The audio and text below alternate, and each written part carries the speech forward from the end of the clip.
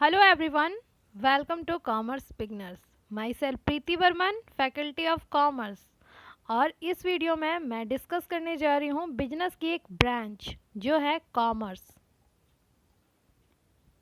हम अगर कॉमर्स वाले वे से बिजनेस करते हैं तो हमारे पास क्या क्या ऑप्शंस होते हैं। As you can see, trade and other one is auxiliary to trade. अगर ये दो वे से आप बिजनेस करते हैं तो आप कॉमर्स वाले वे से बिजनेस कर रहे हैं। First will talk about trade. Trade क्या होता है? ट्रेड दैट मीन्स अगर कोई भी ट्रांजेक्शन होती है जो ट्रेड से रिलेटेड हो, उनमें दो पार्टियां इन्वॉल्व होती है। First is buyer and second is seller. इन दो पार्टियों के बीच गुड्स की ट्रांजेक्शन होती है। एक पार्टी बाई करता है और दूसरा क्या करता है? सेल करता है।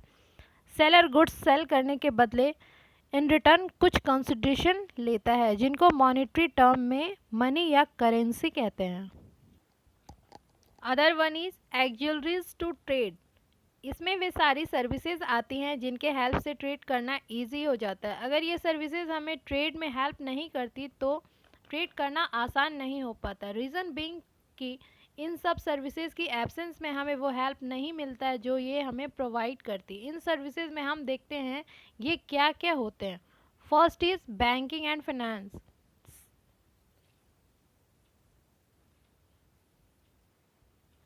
Second is transportation and communication. Third one is insurance. Fourth is advertising. Fifth is warehousing. First will be starting of banking and finance. इसके अंदर हम 3 फैसिलिटीज़ की बात करेंगे जो बैंक हमें प्रोवाइड करती है। First, overdraft, credit and cash transaction.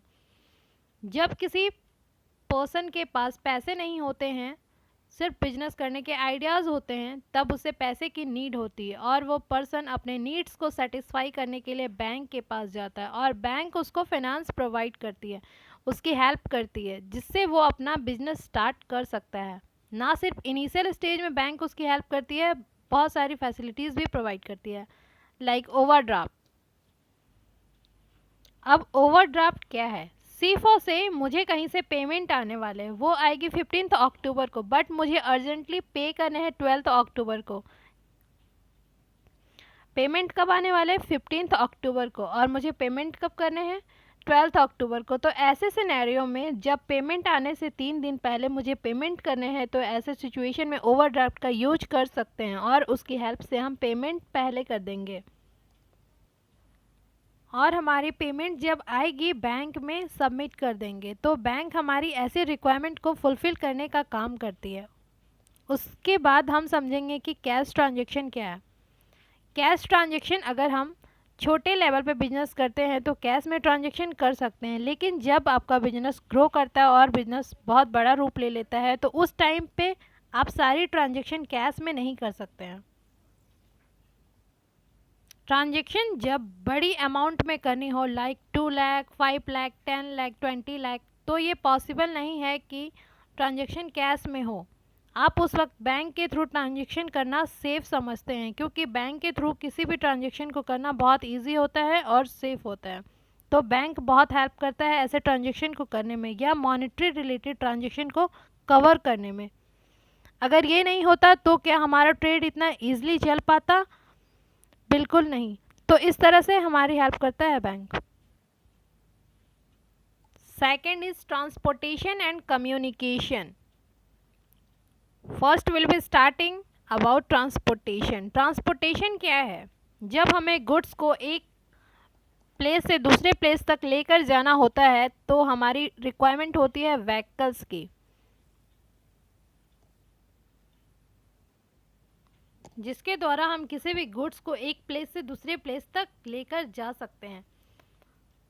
Assam के बारे में आप सभी जानते होंगे। वहाँ की सबसे फेमस चीज़ क्या है? चाय पत्ती। वहाँ के अधिकतर लोग पत्तियाँ उगाते हैं और उसे टी बनाते हैं, लेकिन उन्हें दूसरे स्टेट में भिजवाने के लिए क्या करना पड़ता है? ट्रांसपोर्टेशन की हेल्प लेनी पड़ती है, क्योंकि विदाउट ट्रांसपोर्टेशन ये पॉसिबल नहीं है।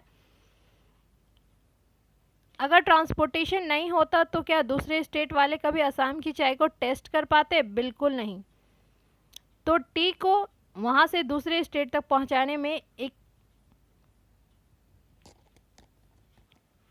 ट्रांसपोर्टेशन बहुत हेल्प करता है।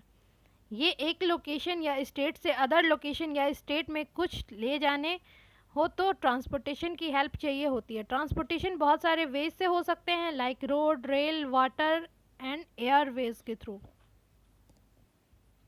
Then we have communication. If मुझे किसी को इन्फॉर्म करने हैं किसी ट्रांजेक्शन के बारे में कि मेरे पास रॉ मटेरियल ख़त्म हो गए हैं, आप अभी मुझे प्रोवाइड करें, और जिसे मुझे इन्फॉर्म करना है वो पर्सन अदर स्टेट में है, उस वक्त अगर फ़ोन ही नहीं होता तो उस वक्त मेरी रिक्वायरमेंट थी वो फुलफ़िल हो पाती? बिल्कुल नहीं। तो कम्युनिकेशन आपको घर बैठे ये फैसिलिटी प्रोवाइड करता है कि आप अपनी बात दूसरों तक पहुंचा पाएँ, राइट। तो ऐसे ट्रांसपोर्टेशन और कम्युनिकेशन दोनों ही आपको हेल्प करते हैं आपके ट्रेड को ईजी और स्मूथ बनाने में। Next we have insurance. First से मैं दूसरे कंट्री से बाई शिप कुछ गुड्स मंगवा रही हूँ। जिस कंट्री से मैं गुड्स मंगवा रही हूँ वहाँ से सारे गुड्स सेंड कर दिए जा चुके हैं, बट आते आते बीच में साइक्लोन आ गया, शिप डूब गई, देन अल्टीमेटली मेरे सारे गुड्स वेस्ट हो गए। ऐसे में उन गुड्स का जो लॉस हुआ उसकी रिकवरी कौन करेगा? ना आप लॉस को बेयर करना चाहेंगे, ना ही सेकंड पार्टी ऐसे लॉस को बेयर करना चाहेगी। तो ऐसे सिचुएशन में गुड्स की सिक्योरिटी के लिए आप इंश्योरेंस लीजिए। इससे अनसर्टेनिटीज लॉस से बचा जा सकता है। आप इंश्योरेंस फायर और थेफ्ट का ले सकते हैं। सपोज कहीं आग लग गई और आपके सारे गुड्स जल गए तो नुकसान हो गया। उस टाइम पे अगर आपने फायर इंश्योरेंस ले रखा है तो सारा लॉस कौन बेयर करेगा? Insurance company. इंश्योरेंस कैसे ले सकते हैं? जब हम किसी कंपनी से इंश्योरेंस लेते हैं तो हमें उन्हें एक अमाउंट पे करना होता है, उसे प्रीमियम के नाम से जानते हैं, और इन रिटर्न जब कुछ अनसर्टेनिटीज़ हो जाते हैं, मिस हैपनिंग हो जाते हैं, तो ऐसे सिनेरियो में वो कंपनी उस प्रीमियम के बदले एक कवर प्रोवाइड करती है जो कि प्री डिसाइड अमाउंट होता है। Next we have advertising. If मैंने एक नया प्रोडक्ट बनाया और चुपचाप घर पे बैठ गई तो क्या मेरे प्रोडक्ट के बारे में किसी को पता चल पाएगा कि मैंने क्या बनाया है? Obviously not. तो इसके लिए हमें अपने प्रोडक्ट की प्रमोशन करनी होगी। जब तक लोगों तक ये इन्फॉर्मेशन नहीं पहुंच जाएगी कि हमने क्या नया प्रोडक्ट बनाया है, तब तक उसकी सेलिंग प्रोसेस स्टार्ट नहीं होगी। जब भी आप ट्रेड करना चाहते हैं, किसी नए प्रोडक्ट को बेचना चाहते हैं, बहुत ज़रूरी होता है कि हर इंसान तक ये बात पहुंच जाए कि ऐसा कोई प्रोडक्ट एग्जिस्टेंस में आ चुका है जिसको आप खरीद सकते हैं। तो एडवर्टीज़मेंट आज की डेट में बहुत इंपॉर्टेंट होता है। हम एडवर्टीज़मेंट को बहुत सारे वेज से कर सकते हैं, like television, radio, hoarding etcetera. Last we have a warehousing. Warehouse क्या होता है? सपोज मार्केट की डिमांड 20 लाख पेन्स की है और कंपनी ने 25 लाख पेन्स की प्रोडक्शन की है, तो 5 लाख पेन्स जिसकी मार्केट में रिसेंट कोई डिमांड नहीं है उसे हम वेयर हाउस में स्टोर करते हैं ताकि जब भी फ्यूचर में इसकी डिमांड अराइज हो उसको हम फुलफिल कर पाएँ। तो वेयर हाउसिंग आपको ये परमिशन देता है, वो हेल्प प्रोवाइड करता है, वो एक एरिया बना देता है जहां आप अपने एक्स्ट्रा गुड्स को स्टोर कर सकें, और जब भी मार्केट में उसकी डिमांड अराइज होगी तो स्टोर किया हुआ गुड्स आप निकाल के मार्केट की डिमांड को सेटिस्फाई कर सकते हैं। Now thought of the day. Failure is the opportunity to begin again more intelligently. That's all for today.